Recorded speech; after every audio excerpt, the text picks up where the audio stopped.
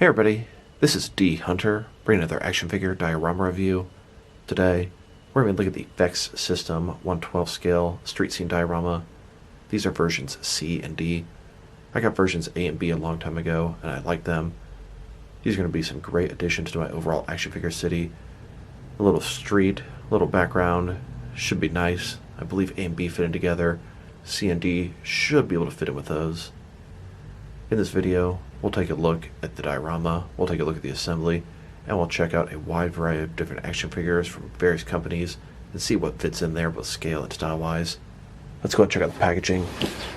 As you can see, plain brown cardboard at the front, 112 street scene diorama, set C. Fext system, not much else going on. Same thing here, except this one is going to be variety number D. So no further ado, let's open them up. Here are all the pieces laid out from both sets C and D. Now these sets are going to be exactly the same, except they're going to look different, have sort of a different paint job. So I'll just go ahead and assemble one. Here are the contents of the street scene diorama version C. In addition to all these, you do have an instruction manual. It gives you a list of all the contents, kind of idea how it's going to look at the end. I'm going to assemble one of these on screen and one off screen. So let's go ahead and get started. You'll start off by taking these 12 pieces, laying them all out, flipping them upside down, and it's kind of like Legos. You'll use another piece to secure them to each other. Make sure you pay attention, because this is where the yellow line should be at the very front, and it can be a little confusing when it's upside down. I would suggest to start off by laying them all out like this. Now these back 8, it doesn't matter how they're laid. It's exactly the same all 4 directions. These front ones, just make sure the yellow line is in the back like that. Here are all the pieces flipped upside down. Now you'll want to take pieces that look like this and pieces that look like this. You have many of both of them, and you'll attach them on there. They're going to connect kind of like Legos. Here are all these pieces attached. Now you're going to want to attach this piece, but that has to go on the back of the diorama. It'll help support the wall. Now I've attached the back pieces as well.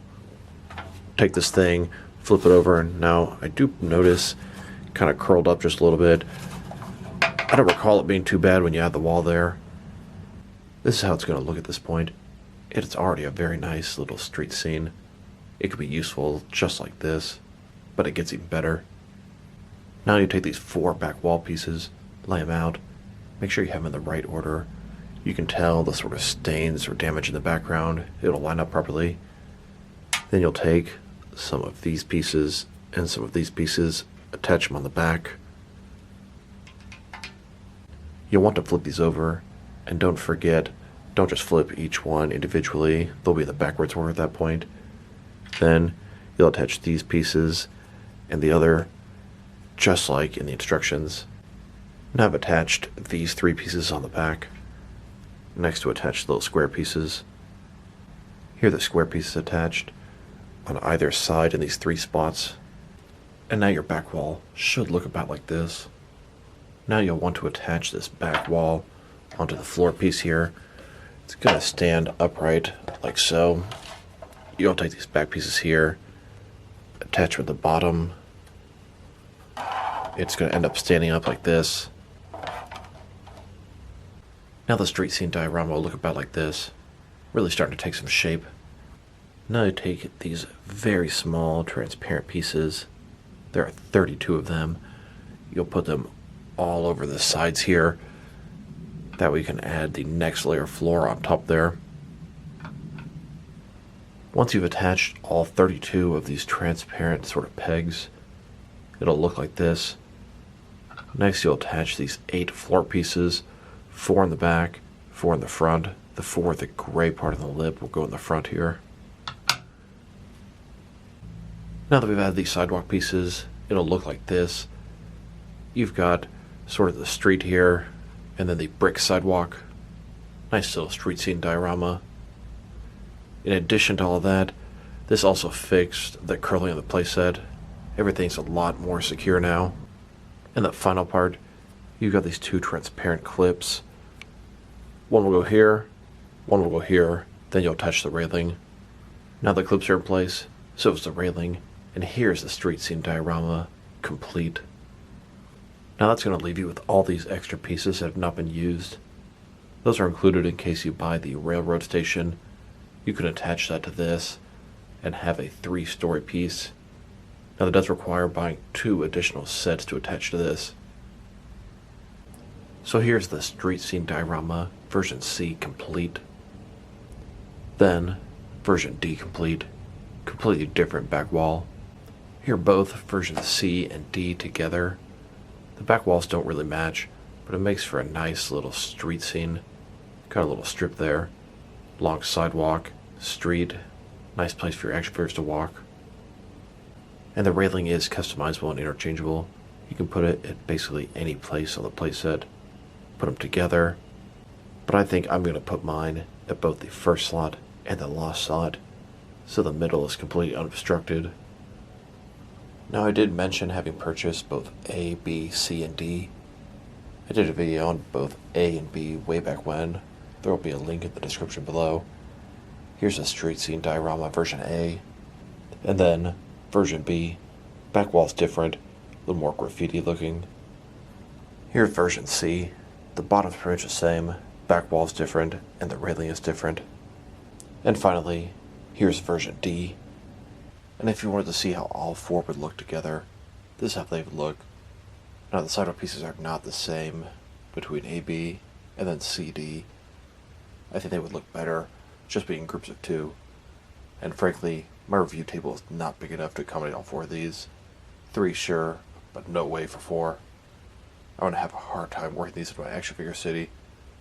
Probably keep it in sets of 2, but we'll see how that works out. This is where I've been keeping street scene diorama A and B in my action figure city. Like I said, it's going to take a little work to figure out what to do with the next 2. So back to street scenes C and D. Here they are together. So let's add in some various city props. Added a bunch of trash, some newspapers, trash cans, a burning barrel, just to make it a little more city and realistic. Let's get rid of the burning barrel, the dumpster. We'll keep the trash cans, add in this hot dog stand with the vendor.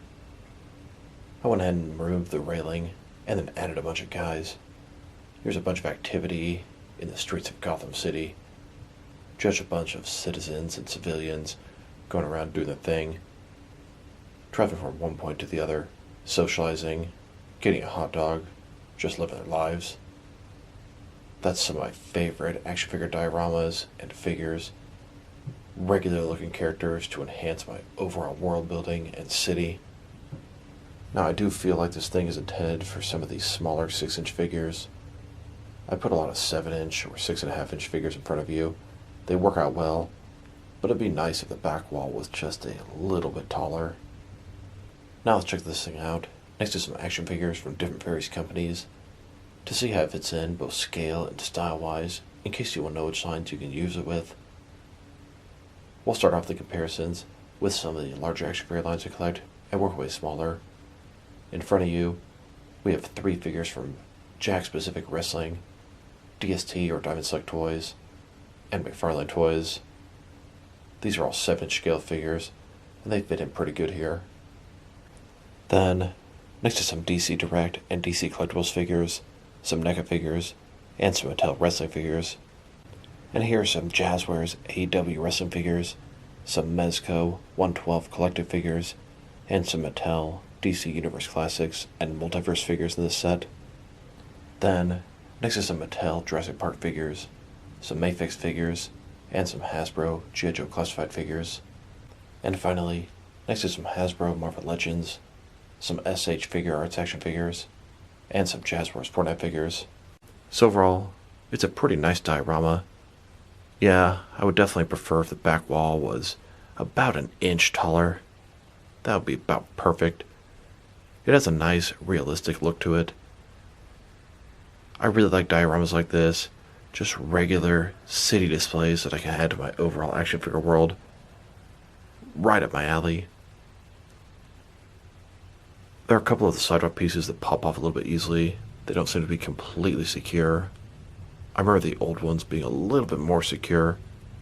Very small complaint though. If it's sitting on the floor, it's not going to be a problem. If I were to rate this thing, I'm going to give it a 7 out of 10. It's going to be a nice addition to the collection. It's going to be some work figuring out where to put it, but it's work I'm going to enjoy doing. So this is D Hunter. Thank you guys for watching this video. If you liked the video, press like below. If you have anything you want to say about the video, add to the comment section. If you want to see additional action figure and action figure diorama reviews from me, press subscribe. I do appreciate when you do that. Once again, this is D Hunter. Thank you guys for watching this video, and I will talk to you guys real soon.